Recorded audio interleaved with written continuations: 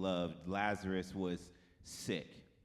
And his sisters, Martha and Mary, called for him, but he waited and knew when Lazarus was dead, and he started his way to where Lazarus was.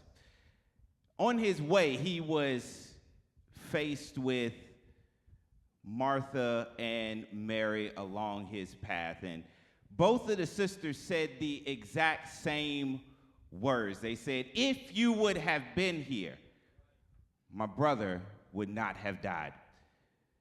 Now, Martha, when she comes to him, because she's the worker.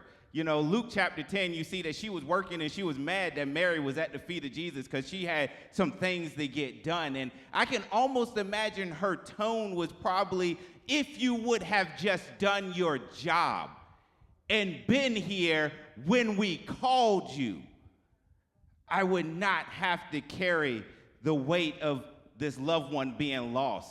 And Jesus' conversation back to her is, you know, he's going to live again. She's like, yeah, I know, in the resurrection. And he had to correct her that I am the resurrection, and I am the life. He that believeth in me, though he were dead, yet shall he live. And she said, I believe you're the Christ. And see, I feel like her attitude was that way because she just left. She just walked away. Now, when Mary came, she went to a familiar place where she was at the feet of Jesus. And she wept and cried at the feet. See, Martha, a lot of us have the Martha attitude sometimes. And if we look back over our life, we say, yeah, God, if you would have been there, I would not have to carry this scar or this pain or this hurt. If you would have just showed up and been God when we called on you, my life would have been different. But when Mary came, she uttered the same words, and I can almost imagine if you read in between the lines, it was kind of like, God, I don't understand why you didn't intervene in that situation, but I still trust you. I still love you. I still worship you and magnify you. I don't know why that loved one had to die, and I don't know why I have to carry this scar, but I still love and trust you.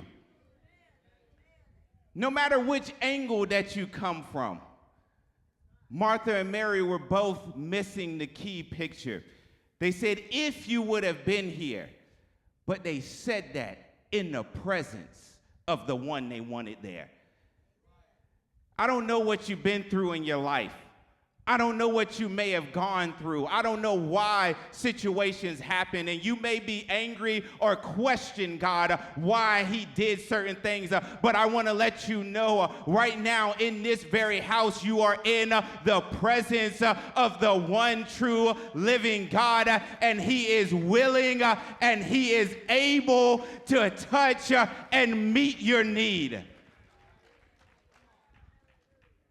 Later in that book, in John chapter 20, we see that Thomas is hearing the reports of the risen Christ. He's hearing about how God had met with them and talked with them and communed with them. And he said, I don't believe it unless I reach my hand and touch the nails and prints in his hand and the spear that hit him in the side. If I touch that wound, then I will believe. And right now you may be thinking, I hear the testimonies of other people that have made it through, but I don't believe. But God is here right now. And he's saying, if you would just reach out and touch me. When he met Thomas, he said, Thomas, forget all the other things. Just reach out and touch these nail prints. Know that I am here before you. You can reach out and you can touch me and I can touch you. And I wonder right now, there was such a sweet presence of God. If we could stand to our feet, and I wonder for the rest of this service, if we could just forget what happened in the past, forget why I have these scars, forget why I have these needs. But God, I just want to reach out and touch you in your presence.